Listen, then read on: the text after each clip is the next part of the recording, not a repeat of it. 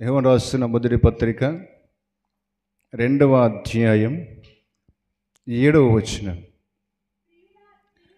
ప్రియులారా, మొదటి నుండి మీకును పూర్వపు ఆజ్ఞే గాని క్రొత్త ఆజ్ఞ నేను మీకు వ్రాయుట లేదు.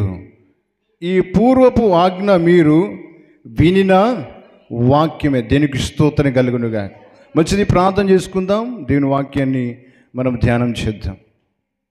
అత్యంత కృపగల మా తండ్రి, జాలిగల యేసయ్య, నీ పరిశుద్ధ నామని బట్టి నీకు వందనాలు.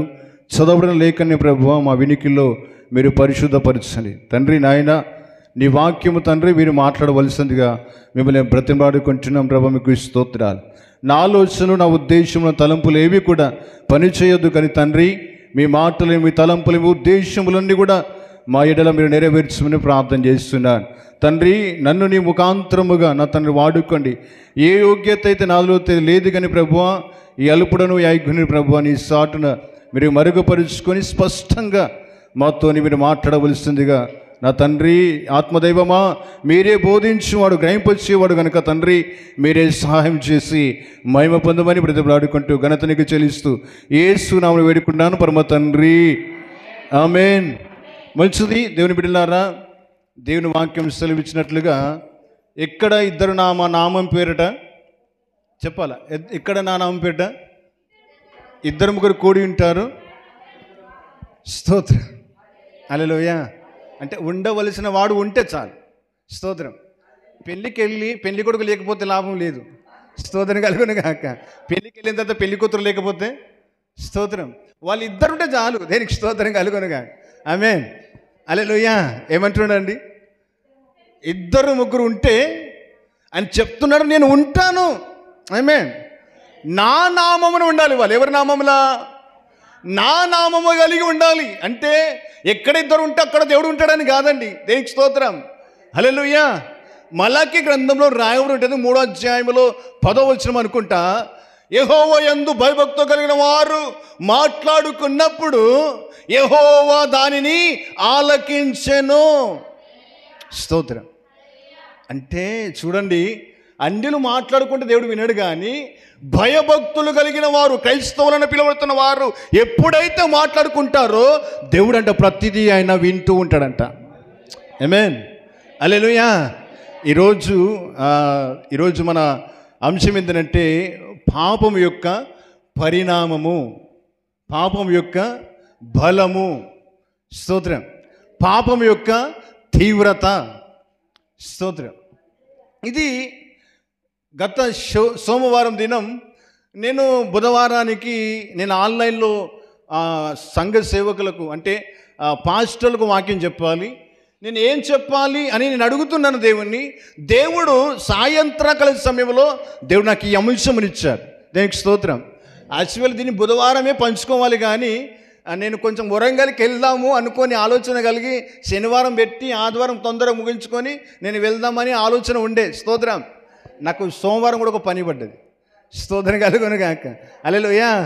ప్రార్థన చేయని దేవునికి మహిమ కలుగును గాక. మరొక్కసారి మాట చదువుదామా? స్తోత్రం. ప్రియులారా, మొదటి నుండి గొలుగుతున్నారా చదువుతున్నారా?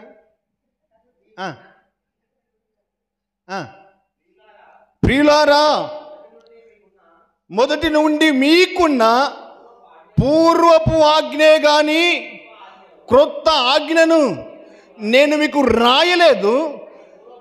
ఈ పూర్వపు ఆజ్ఞే మీరు వింటున్న వాక్యం. దేనికి స్తోత్రం. మీరు వింటున్న వాక్యం, మీరు విలువలసిన వాక్యం, మీరు పాటించవలసిన వాక్యం, మీకు లోబడవలసిన వాక్యం, మీరు సరి చేసుకోవలసిన వాక్యం, మీరు దిద్దుకోవలసిన వాక్యం, దేవునిలో స్థిరముగా నాటబడిన వాక్యం మీకు నేను బోధిస్తున్నాను. ఆమేన్. కొత్తగా అప్పటికప్పుడు రాసిన వాక్యం కాదు. స్తోత్రం. ఈ ఆజ్ఞ ఎప్పటిది? పూర్వమే. ఈ నియమాలు ఎక్కడివి? పూర్వమే. ఈ కట్టడలు ఎక్కడవి? పూర్వమే. ఈ ధర్మశాస్త్రం ఎప్పటిది? పూర్వమే. దేనికి స్తోత్రం, హల్లెలూయా. ఏ సేవకుని నచ్చినట్లుగా, ఏ విశ్వాసికి నచ్చినట్లుగా వాక్యాన్ని రాసుకోవాల్సిన వీలు లేదు. స్తోత్రం, హల్లెలూయా.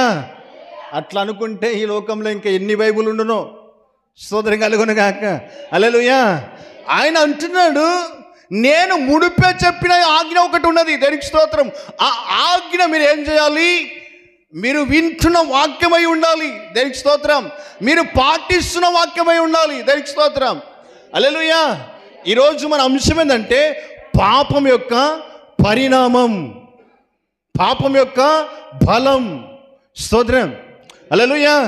ఇప్పుడు ఒక వెహికల్ వేసుకొని బైక్ కానీ, ఆటో కానీ, కారు కానీ ఏదైనా ఒకటి రోడ్డు మీద వెళ్తుంటే ట్రాఫిక్ పోలీసు ఆపి ఎందుకు పైన వేస్తాడు ఆయన?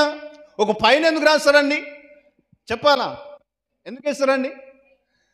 పాటించవలసిన నియమాలు పాటించినప్పుడు వేయగలిగినది పైన. దేనికి స్తోత్రం. హల్లెలూయా. ఈ చెరువులో చేపలు పట్టరాదు, పట్టిననుకో ఏమవుతుంది? పైన పడుతుందా పడదా? దేనికి స్తోత్రం. హల్లెలూయా. కొన్ని మనం అడ్వర్టైజ్లు చూస్తున్నాం కదా. మీరు సినిమాలకు వెళ్తున్నప్పుడు, అంటే నేను కూడా వెళ్ళినాను. స్తోత్రం. హల్లెలూయా. ధూమపానం హానికరం, అది భారీ మూల్యాన్ని మీరు చెల్లించవలసి వస్తుంది అని రాయబడతా అంటారు. చెప్పరా? స్తోత్రం. ఒక్కవేళ కనుక దీన్ని మీరు కనుక విని అతిక్రమించి, ఒకవేళ ఈ అంటే మీ సిగరెట్ కనుక, ఈ పొగ కనుక మీరు తాగితే, ఈ అంబర్ కనుక మీరు తింటే, ఈ మంతు పానీయాలు మీరు తాగితే మీ ఆరోగ్యం పాడైపోతుంది. అది మీకు మరణానికి దారితీస్తుంది. మీరు జీవాన్ని కోల్పోతారు, నష్టాన్ని కోల్పోతున్నారు, ఒక కుటుంబాన్ని కోల్పోతారు, ఒక బంధాన్ని కోల్పోతారు. కనుక ఇది మీ ప్రాణానికి అంత క్షేమం కాదు. స్తోత్రం. హల్లెలూయా. అతిక్రమిస్తున్నారంటే దానికి నష్టం ఉన్నది. దేనికి స్తోత్రం. ఆయన అంటున్నాడు, మొదటి యోహాను పత్రిక 3వ అధ్యాయం 4వ వచనం చూడండి. అదే మొదటి యోహాను 3:4 వచనం. పాపం చేయు ప్రతి వాడును. స్తోత్ర. హల్లెలూయా. పాపం చేస్తున్న ప్రతి వాడు ఏం చేస్తున్నాడండి? ఆజ్ఞను అతిక్రమిస్తున్నాడు. ఆజ్ఞ అతిక్రమిస్తే ఏమవుతుంది? పాపం వస్తుందండి. స్తోత్రం. హల్లెలూయా. పాపము నీవు అనుకున్నట్లుగా, నేను అనుకున్నట్లుగా తేలికమైనది కాదండి. స్తోత్రం. ఒక్కవేళ కనుక పాపం మనలో ప్రవేశిస్తే, ఒకవేళ పాపం మనలో నిలిచి ఉంటే, ఒకవేళ పాపం మనల్ని పట్టుకుంటే, ఒకవేళ పాపం మనల్ని ఏలుతే జరిగే నష్టం నీకు తెలుసా అండి? ఒక ప్రాణం కావాలి దానికి. స్తోత్రం కలుగును గాక. హల్లెలూయా. అక్కడ చూడండి,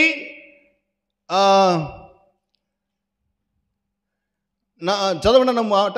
అది 3:4 వచనము.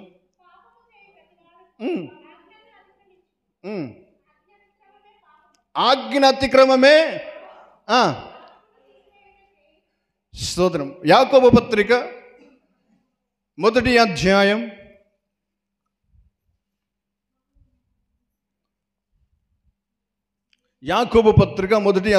10వ వచనం. దురాశ గర్భము ధరించి పాపము కనగా పాపము పరిపక్వమై మరణాన్ని కనును. దేనికి స్తోత్రం. హల్లెలూయా. దురాశ గర్భాన్ని ధరించి, దురాశ గర్భము ధరించి ఏం చేస్తుందంట? ఒక మరణాన్ని గంటదంట. దేనికి స్తోత్రం. హల్లెలూయా. ఆజ్ఞ అతిక్రమమే పాపం అంటున్నాడు. పాపం ఏం చేస్తుందట అంటే, అది పరిపక్వమై అంటే అది ఎదిగిన కొద్దీ, అది బలం పొందుకున్న కొద్దీ మరణం వస్తుందంట. స్తోత్రం. హల్లెలూయా. ఈ పాపం వల్ల ఏమొస్తుంది మనిషికి అంటే మరణం. స్తోత్రం. హల్లెలూయా. ఈ పాపం ఉంటేనే మరణం ఉంటుంది. స్తోత్రం కలుగును గాక. అప్పటి వరకు ఏదైనా తోటలో ఉన్నా ఆదాము అవ్వలకి కొన్ని వేల సంవత్సరాలు. దేనికి స్తోత్రం. ఒక్కరోజు రెండో రోజు కాదండి. దేనికి స్తోత్రం కలుగును గాక. యోబు గ్రంథంలో రాయబడి ఉంటుంది, యెహోవా సంవత్సరములు మితిలేనివి అని రాయబడ్డది. స్తోత్రం. ఏమని రాయబడ్డదండి? యెహోవా సంవత్సరములు మితి లేని, అంటే సంవత్సరానికి మనకు 365 రోజులు ఇప్పట్లో. కానీ ఒకప్పుడు దేవుని దృష్టిలో ఒక రోజు 1000 సంవత్సరాలు, 1000 రోజులు ఒక్క దినమని రాయబడ్డదండి. స్తోత్రం కలుగును గాక. హల్లెలూయా. అప్పటి వరకు ఏదైనా తోటలో ఉన్న ఆదమవ్వలకి ఎటువంటి సమస్య లేదండి. ఏది తిన్న సమస్య లేదు, ఏది త్రాగిన సమస్య లేదు, ఎక్కడ ఉన్న సమస్య లేదు, ఎక్కడ మాట్లాడిన సమస్య లేదు. ఎప్పుడు సమస్య వచ్చింది? వారి జీవితంలో ఎప్పుడు నష్టం కలిగింది అంటే ఆజ్ఞను అతిక్రమించినప్పుడు. స్తోత్రం కలుగును గాక. నీ జీవితంలో కూడా ఎందుకు నష్టం వాటిల్లుతుంది? ఎందుకు నువ్వు కృంగిపోతున్నావు? ఎందుకు నువ్వు నలిగిపోతున్నావు? ఎందుకు ఇబ్బందులు పడుతున్నావు? ఎందుకు శోధన గురవుతున్నావు? కారణం తెలుసా అండి? నీవు ఆజ్ఞను అతిక్రమిస్తున్నావు. నీలో పాపం ఉంటుంది. నీలో పాపం ఉండి అది మామూలుగా ఉండట్లేదు, అది మరణానికి అంటుంది. స్తోత్రం.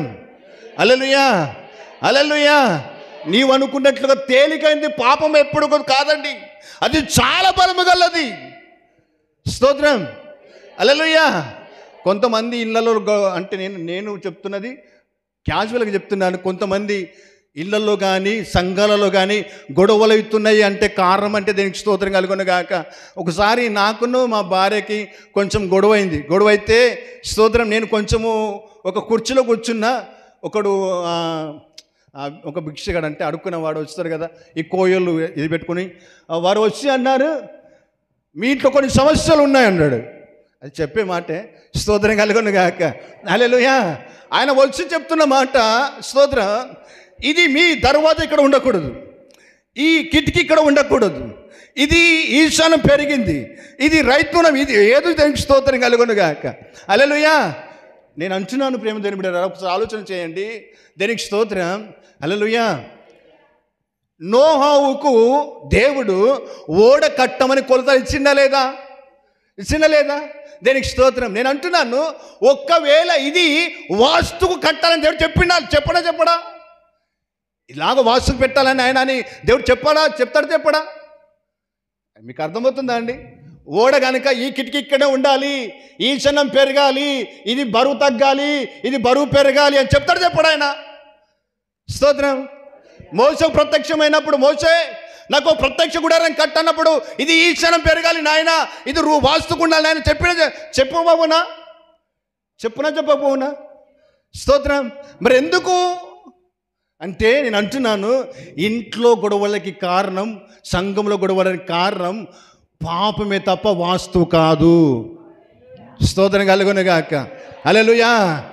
బెల్లం ఉంటే ఈగలు అనేది వస్తాయండి, బెల్లం ఉంటే ఈగలు వస్తాయి.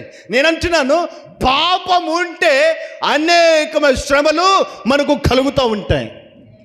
స్తోత్రం. హల్లెలూయా. ఎందుకు భర్త భార్య మాట వినట్లేదు? భార్య భర్త మాట వినట్లేదు? తల్లిదండ్రులు పిల్లలకి ఎందుకు లోపడట్లేదు? సంఘస్థులు ఆత్మీయ కాపరికి ఎందుకు లోపడట్లేదు? కారణం తెలుసా అండి? పాపమని పట్టుకున్నది. పాపం అని ఏలుతుంది, పాపం మరి నష్టం చేస్తుంది. అన్నిటికీ సమస్యకు కారణం ఏంటంటే పాపమే. స్తోత్రం. హల్లెలూయా. ఎందుకు నీకు జాబ్ రావట్లేదు? ఎందుకు నీ ప్రమోషన్ అవ్వట్లేదు? ఎందుకు నీ కుటుంబంలో సమాధానం లేదు? ఎందుకు నీ కుటుంబంలో నెమ్మది లేదు?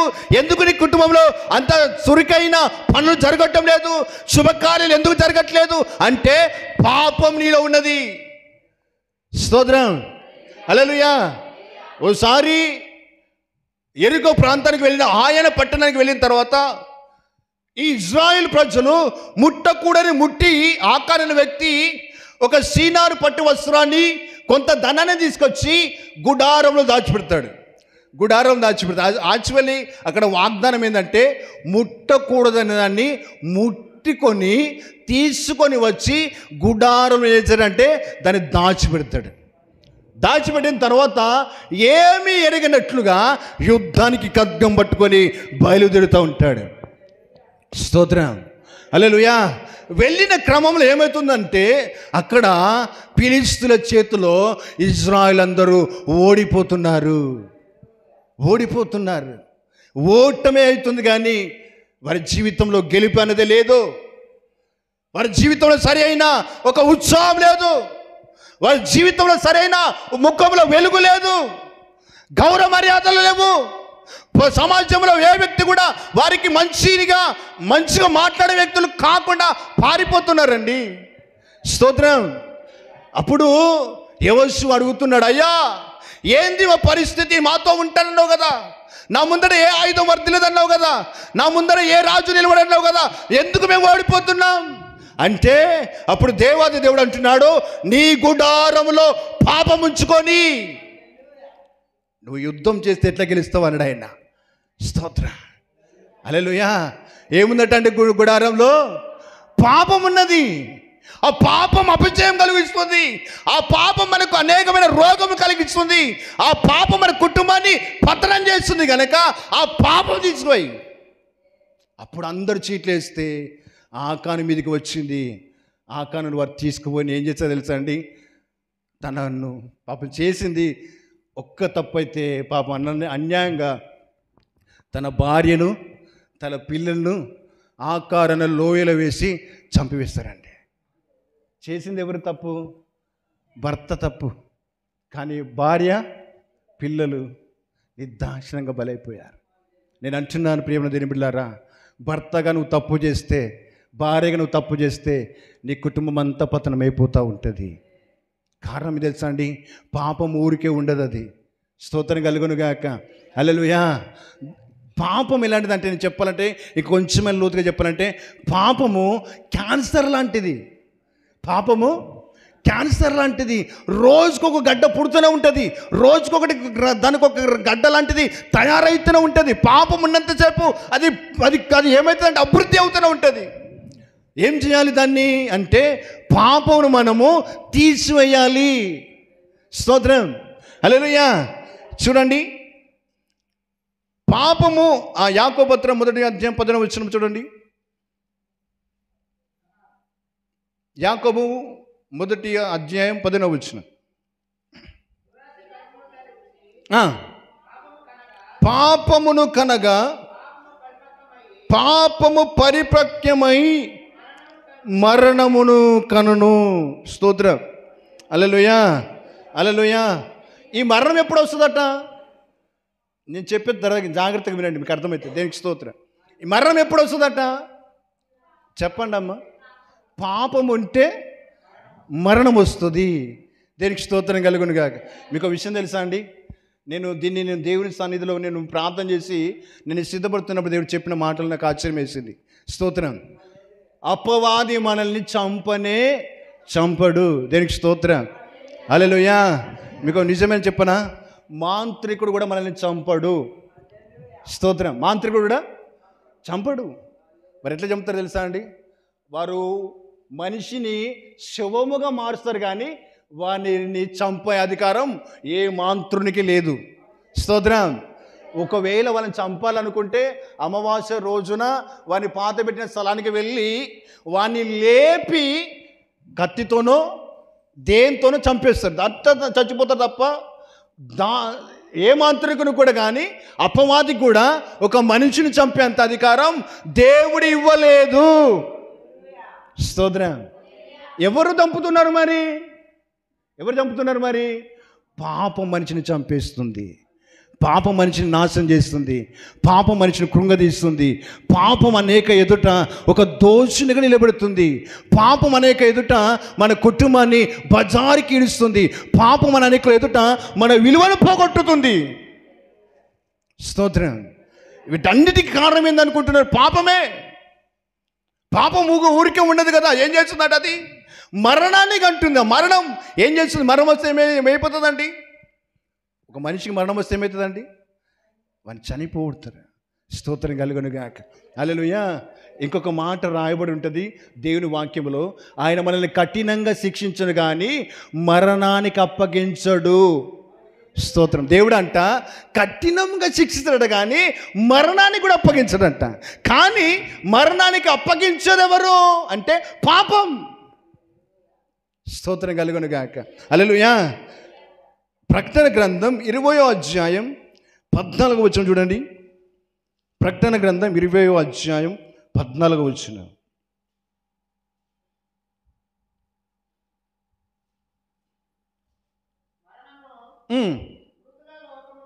మరణమును మృతుల లోకమును అగ్నిగుండములో పడివేయబడిన. దేనికి స్తోత్రం కలుగునుగా. హల్లెలూయా. దేనికి స్తోత్రం. మీకు అర్థమైందండి? మొట్టమొదటిగా నరకంలో, అంటే అగ్నిగుండం అనగా నరకము, అగ్నిగుండం అనగా నరకము. నరకంలో ఏం వేస్తున్నాడు? ఫస్ట్ మరణం. స్తోత్రం. హల్లెలూయా. మరణం ఇక ఉండదు. ఎక్కడ ఉండదట? ఎక్కడ ఉండదు అది. ఎందుకంటే అది అగ్నిలో పడవేయబోతుంది. మరణం ఉంటే దేవునికి దూరం అయిపోతున్నాం. మరణం ఉంటే కుటుంబానికి దూరం అయిపోతున్నాం. మరణం ఉంటే ప్రేమకు, బంధుత్వాలకు, బాంధవ్యానికి దూరం అయిపోతున్నాం. కనుక వేరు చేసే మరణం ఇక ఉండకూడదని మొట్టమొదటి అగ్నిలు వేస్తున్నది ఏంటంటే మరణాన్నే. స్తోత్రం కలుగునుగాక. హల్లెలూయా. హల్లెలూయా. మొదట మా అగ్నిగుండం లేచేది ఎక్కడ? మీరు చెప్పాలి అంటే ఎవరు అడిగినా మీరు చెప్పవలసిన మాట తెలుసా అండి? మొట్టమొదటి అగ్నిగుండంలో ఓపెనింగ్ ఎవరితోని? నరకంలో ఓపెనింగ్ ఎవరితోని? మరణంతో స్టార్ట్ అవుతుందండి. స్తోత్రం. మరణంను వేసిన తర్వాతనే నెక్స్ట్ ఇంకోటి తెలుసా అండి? మృతులు. ఏమండి ఇంకోటి? మృతులు అంటే స్తోత్రం, అంటే జీవము లేనివారు, వాక్యము వినని వారు, వాక్యానుసంగా బ్రతకని వారు, వాక్యాన్ని లోబర్చుకోలేని వారు, వాక్యంలో స్థిరపరచబడిన వారు, వాక్యానికి విధేయతను కాని వారు నెక్స్ట్ పడతారండి. ఫస్ట్ మరణం పడితే నెక్స్ట్ పడదు ఎవరు? మృతులు. ఒకసారి యేసు దగ్గరికి ఒక అతను వ్యక్తి వచ్చి, అయ్యా మా వాళ్ళు చచ్చిపోయిన నాయన అని అన్నట్టే యేసు ఏమన్నా తెలుసా అండి? మృతులే పూడ్చుకుంటారు కానీ నీవు సజీవుడైన నన్ను వెంబడించు అంటాడు ఆయన. స్తోత్రం కలుగునుగాక. ఇంకొక మాట రాయబడి ఉంటుంది ప్రకటన గ్రంథంలో 3వ అధ్యాయంలో, నీవు జీవించుచున్నావన్న పేరు మాత్రమే నీవు ఉన్నది కానీ నీవు, స్తోత్రం, హల్లెలూయా, విశ్వాసం లేని క్రియ మృతము. స్తోత్రం. మరణం వేరు, మృత్యుము వేరు. వీరు నిద్రించుచున్నారు కానీ వీరు చనిపోలేదు అంటారు దేవుడు. దేనికి స్తోత్రం. హల్లెలూయా. అసలు మరణం ఉండద్దా అంటే మరణం ఉండాలి. ఏముండాలండి? మరణం ఉండాలి. ఏ మరణం ఉండాలి? ఆ మరణం మనకు ప్రమోషన్ అయి మారాలి. స్తోత్రం. అదే మరణం గురించి దేవుడు అంటాడు, ఆయన భయభక్తులుగా, ఆయన యందు భక్తుల మరణం, ఆయన విలువలో, ఆయన భక్తుల మరణం ఆయనకు విలువ తెచ్చినట్లుగా ఉంటుంది. దేనికి స్తోత్రం కలుగునుగా. హల్లెలూయా. ఏ మరణం ఉండద్దు దేవుడు అంటున్నాడంటే దేవునితో వేరు చేసే పాపం అనే మరణం ఉండవద్దు. దేవునితో వేరుగా ఉండే మరణం ఉండవద్దు. దేవుని ప్రేమకు దూరం చేసే మరణం ఉండవద్దు. దేవుని వాక్యానికి దూరం చేసే మరణం ఉండవద్దు.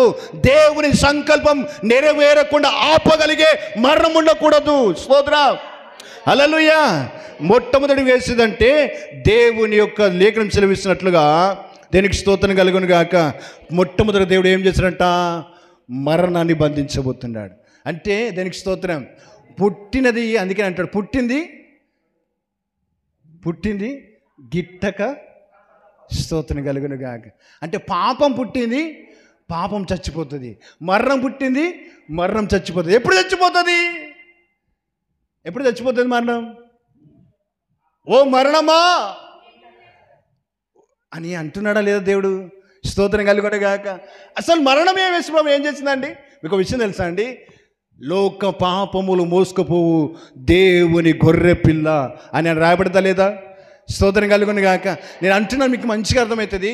దేవుడంట నా పాపములు ఆయన భుజాన మీద వేసుకొని నడుస్తున్నప్పుడు పాపం ఆయనను పట్టి వేసిందట. 4వ మాట ఏంటంటే కల్వరిలో పలికిన మాట, 4వ మాట, తండ్రి ఏలా నా చెయ్యి విడిచితివి. ఎందుకు విడిచిపెట్టాడు దేవుడు? ఎందుకు విడిచిపెట్టాడండి? యేసు ప్రభులో పాపం అనే రక్తం ముద్ద కనబడ్డాడట. దేవుడు ఒంటరి వదిలిపెట్టాడు అక్కడ. అని ఎవరిని వదిలిపెట్టాడండి? ఏకైక కుమారుని, తన సర్వాధికారం కలిగిన వాడిని, తనను గణపరిచిన ఆ తండ్రిని అయినా దేవుని కుమారుని వదిలిపెట్టాడండి. సొంత కుమారుని వదిలిపెట్టిన దేవాతి దేవుడు పాపం అంటే నిన్ను నన్ను పట్టించుకుంటాడా? నిన్ను నన్ను పట్టుకుంటాడా? నిన్ను నన్ను గణపరుస్తాడా? దేనికి స్తోత్రం కలుగును గాక. ఎందుకు మరి దేవుడు ఆ మరణాన్ని గెలిచా తెలుసా అండి? దేనికి స్తోత్రం కలుగును గాక. ఆయన నా పాపముల కొరకు రక్తము చిందించాడు గనక. స్తోత్రం. హల్లెలూయా. పాపానికి మరణానికి మూల్యం చెల్లించేది రక్తం ఒక్కటే. స్తోత్రం కలుగును గాక. హల్లెలూయా. ఆ పాపాన్ని యేసుక్రీస్తు ప్రభువారు సిలువలో బంధిస్తే, మరణాన్ని బంధిస్తే, ఆయన రక్తముతో వచ్చుచున్న క్షమాపణ తిరిగి జీవించగలిగిన వారై మారుతున్నారు. స్తోత్రం. హల్లెలూయా. ఓడిపోవడానికి కాదు, మనం అందరం కూడా క్రీస్తు రక్తం ద్వారా జయించబోతున్నాం. ఆమేన్. హల్లెలూయా. నీ వాక్యమే జీవము. వాక్యం ఏంటిదండి? మనుషుడు ఆహారం వల్ల కాదు కానీ నా తండ్రి నీ నోటండు వచ్చుచున్న ప్రతి మాట నన్ను బ్రతికించును. ఆమేన్. హల్లెలూయా. ఈరోజు నువ్వు నేను బ్రతుకున్నామంటే కేవలం ఆయన కృప అయి ఉన్నది. స్తోత్రం కలుగును గాక. హల్లెలూయా. మీకు ఒక విషయం తెలుసా అండి? నువ్వు నిద్రపోయి మర్చిపోతున్నావేమో కానీ స్తోత్రం, నీ కొరకు ప్రతిరోజు నా తండ్రి యేసుక్రీస్తు ప్రభుల వారు తండ్రి కుడి పార్శ్వమున మోకరించి, తండ్రి ఈ కార్నర్స్టోన్ సంఘటనలు చూడయ్యా, వారిని ఆశీర్వదించయ్యా, వారి అభివృద్ధికి తీసుకురండి అయ్యా, ఆ పాపం నుండి వారి విముక్తులుగా మార్చయ్యని ప్రతి క్షణం నీ కొరకు విజ్ఞాపన చేయించున్నాడు ఆయన. స్తోత్రం. నీ దేవుడు కొనుక్కని దేవుడు, నీ దేవుడు మర్చిపోని దేవుడు, నీ దేవుడు నిన్ను ప్రేమ కలిగిన దేవుడు. ఎప్పటి వరకు తెలుసా అండి? స్తోత్రం. ముద్దికి మీ వచ్చు వరకు నిన్ను ఎత్తుకునే దేవుడు అని అంటున్నాడు. స్తోత్రం కలుగును గాక. అలాంటి గొప్ప ప్రేమమూర్తి ఎందుకు నీ విషయంలో ఆయన వెనుకడిపోతున్నాడు అంటే నీలో పాపం ఉన్నది కనుక. స్తోత్రం. ఏలైనగా అందరూ పాపము చేసి దేవుడు అనుగ్రహించే మహిమను పొందలేకపోతున్నారు. స్తోత్రం. ఎందుకు? పాపం చేస్తున్నారు. పాపం అంటే దేవుడు అంటాడు పాపాన్ని క్షమించడంట. పాపిని చెప్పండి, పాపిని మాత్రమే. స్తోత్రం కలుగునుగా. ఎప్పుడు క్షమిస్తాడు మరి అంటే, నువ్వు ఎప్పుడు తప్పు చేసినా క్షమించే దేవుడు కాదు. ఒకే టైం నీకు ఇస్తారు ఒక అవకాశం. తెలియక చేసే ప్రతి పాపానికి క్షమాపణ ఉంటుంది కానీ తెలిసేసే ప్రతి పాపానికి క్షమాపణ ఉండదు. స్తోత్రం కలుగును గాక. హల్లెలూయా. పాపము వలన వచ్చు జీతం మరణం అంటున్నాడు ఆయన. దీనికి స్తోత్రం కలుగును గాక. హల్లెలూయా. హల్లెలూయా. ఒక మాట చూడండి, 89వ సంకీర్తన 89 సంకీర్తన పుస్తకము 89వ సంకీర్తన 48వ వచనం. స్తోత్రం. త్వరగా చదివితే మనం ముగిద్దామండి. 89:48. మరణమును చూడకుండా బ్రతుకు. స్తోత్రం. ఏమన్నది అక్కడ? మరణమును చూడకుండా బ్రతుకున్నరుడెవడు? దేనికి స్తోత్రం. హల్లెలూయా. మరణానికి ఏమున్నదట? తేడా ఏమీ లేదు. దేనికి స్తోత్రం. మరణానికి ఏం లేదట అండి. కొంచెం చెప్పాలంటే మోమాటము లేదు. స్తోత్రం. హల్లెలూయా. చిన్నవారినైనా చంపేస్తుంది, పెద్దవారినే చంపేస్తుంది, రాజులను చంపేస్తుంది, బీదవారిని చంపేస్తుంది, దరిద్రులను చంపేస్తుంది, కడుపేదవారిని చంపేస్తుంది, ధన సముద్రం వారిని కూడా చంపివేస్తుంది. మరణానికి భేదం లేదు. మరణము చూడకుండా మరణించకుండా బ్రతుకున్నరుడెవడు? ఒకవేళ నీవు బ్రతకాలంటే నీలో జీవం ఉండాలి. ఆ జీవమే వాక్యమై ఉన్నది.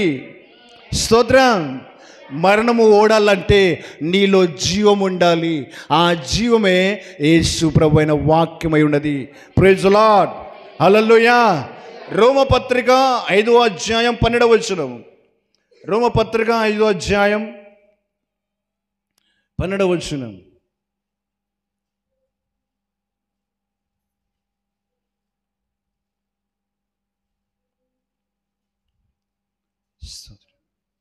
రోమ 5:12 వచనం.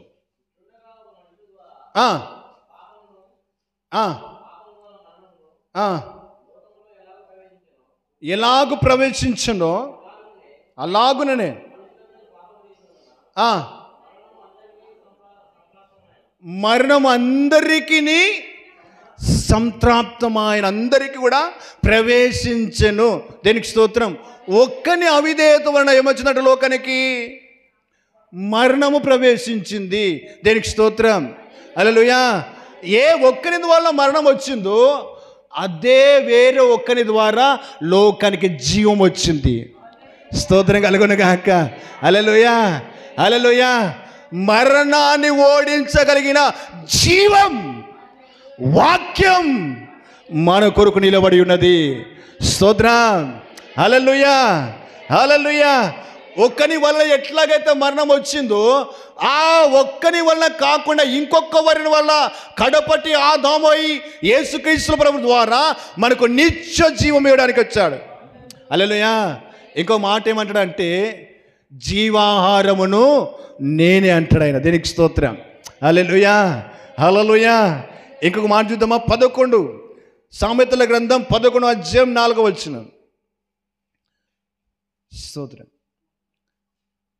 సామెతల గ్రంథం 11 అధ్యాయం 4వ వచనం.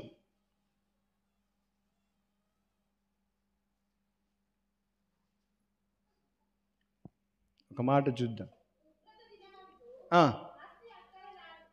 సామెతల గ్రంథం 11 అధ్యాయం 4వ వచనం.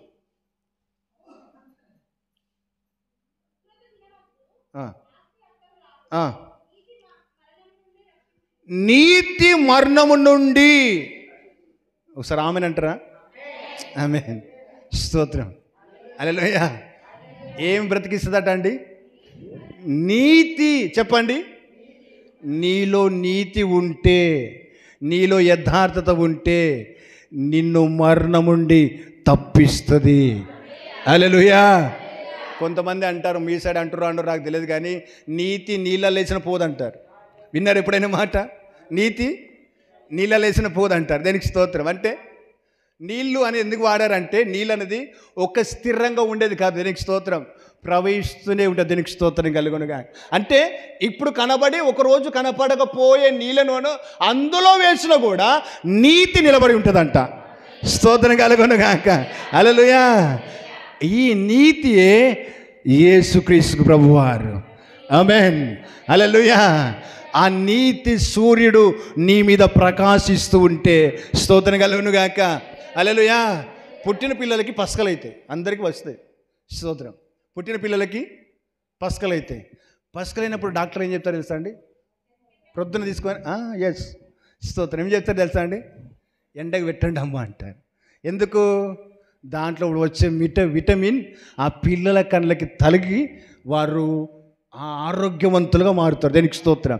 నేనంటున్నాను, పస్కలైన ఈ పాపముతో నిండి ఉన్న ఈ పాపాత్ములంటే నీవు నేను కలిసి ఆ నీతి సూర్యునికి ఉంది, అయ్యా నా మీద ప్రకాశించు, నన్ను కడుగు, పవిత్రపరచమని అడిగితే ఆమేన్, నీ మీదకి నీతి వచ్చినప్పుడు మరణం ఓడిపోతుంది. ఆమేన్. హల్లెలూయా, హల్లెలూయా. నేనంటున్న ప్రేమ దేవులారా, పాపము ఊరికే ఉండదు. ఎందుకు నువ్వు ఓడిపోతున్నావు తెలుసా? ఎందుకు నలిగిపోతున్నావు తెలుసా? ఎందుకు అవమానం పొందుతున్నావు తెలుసా? ఎందుకు నీ కుటుంబం విచ్ఛిన్నం అయిపోతుందో తెలుసా? ఎందుకు నలుగురిట్లో నువ్వు అవమానంగా నిలబడుతుందో తెలుసా అండి? పాపం ఒక్కటే అండి.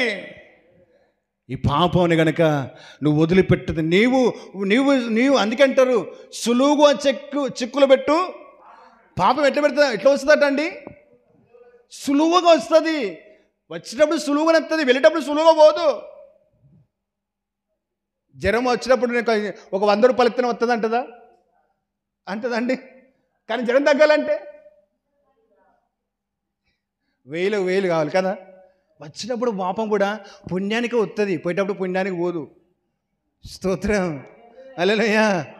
దానికి చెల్లవలసిన మూల్యం నీ ప్రాణం. స్తోత్రం. హల్లెలూయా. నా దేవుడు నిన్ను జీవించాలని కోరుకుంటున్నాడు, బ్రతకాలని కోరుకుంటున్నాడు. హెజ్కేలు గ్రంథం 20వ అధ్యాయం ఉంటుంది ఒక మాట, దుష్టుడు తన దుష్టత్వము వలన మరణించుట నాకు ఇష్టం లేదు, కానీ మారు మనసు పొంది బ్రతుకుటయే నాకు ఇష్టము. బా, ఎంత గొప్ప దేవుడు అండి. ఏమే, దుష్టుడు కూడా చచ్చిపోవడం దేవునికి ఇష్టం లేదట. ఏమే, ఇస్కరియోతు యేసుప్రభు దగ్గరికి వచ్చి, నాన్న నేను చచ్చిపోతే నీకు మంచిదేనంటే, లేదురా నువ్వు బ్రతుకుతే నాకు మంచిదిరా అంటాడు కావచ్చు. బరబ్బ కూడా వచ్చి, నాన్న నేను చచ్చిపోతే మంచిదని అంటే, లేదు లేదు లేదు లేదు నీ కొరకు కూడా నేను మరణిస్తున్నాను, బ్రతకాలి నువ్వు. అంత ప్రేమ అండి నా దేవునికి స్తోత్రం కలుగును గాక. హల్లెలూయా హల్లెలూయా. చివరికి ఒక మాట చూద్దాం, కొన్ని ఉన్నాయి కదా, టైం అవుతుంది. మొదటి యోహాను పత్రిక 1వ అధ్యాయం, మొదటి యోహాను పత్రిక 1వ అధ్యాయం 7వ వచనం. స్తోత్రం.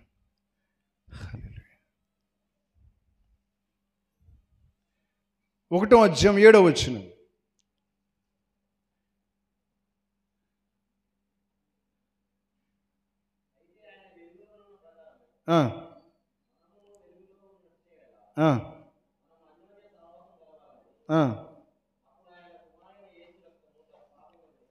అప్పుడు యేసు రక్తము ప్రతి పాపమును కడుగును. దేనికి స్తోత్రం.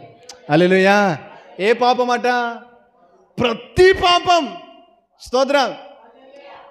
తప్పుగా చూస్తున్నామా, కడిగి వేస్తాడు. తప్పుగా మాట్లాడుతున్నామా, కడిగి వేస్తాడు. తప్పుగా జీవిస్తున్నామా, కడిగి వేస్తాడు. ఎప్పుడు కడిగి వేస్తాడు? ఒప్పుకున్నప్పుడు. 9వ వచనం రాయబడి ఉంటుంది, ఒప్పుకున్నప్పుడు. దేనికి స్తోత్రం. హల్లెలూయా. 9వ వచనం చదవండి.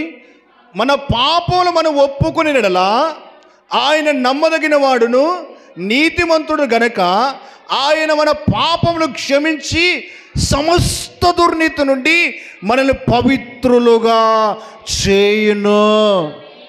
మరణం మన మీద ఉండదు, పాపం మనలో ఉండదు, మనలో క్రీస్తు రక్తం ప్రవహిస్తూ ఉంటుంది. హల్లెలూయా హల్లెలూయా. ఆ రక్తం మనల్ని జీవింపజేస్తూ ఉంటుంది.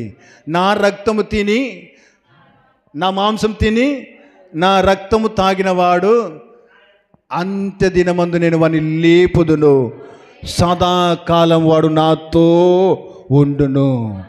స్తోత్రం కలుగును గాక. హల్లెలూయా. నేను అంటున్నాను ప్రేమ దేని బిడ్డలారా, నీవు అనుకున్నంత పాపం తేలిక వదిలిపెట్టి. ఒకసారి ఒక మాట చెప్తాను. కయ్యూను హేబేలు. చెప్పండి. కయ్యూను హేబేలు ఎక్కడ ఉంటుంది ఆ మాట అంటే, ఆదికాండం 4వ అధ్యాయంలో ఉంటుంది. 7వ వచనం ఒక మాట చూడండి. ఆదికాండం 4వ అధ్యాయం 7వ వచనం.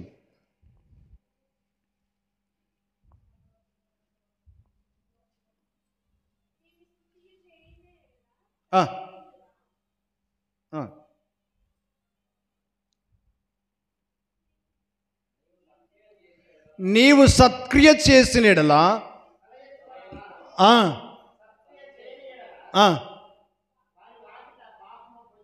వాని వాకిట ఏం పొంచుంటుందట? పాపం. పాపం ఏం చేస్తుందట? స్తోత్రం. పాపము అనేది ఒక్కటి ఉండదట, దానికి జాయింట్గా మరణాన్ని పెట్టుకుంటుందట. స్తోత్రం. పాపం ఊరికే ఉండదు. క్యాన్సర్ ఊరికే ఉంటుందండి.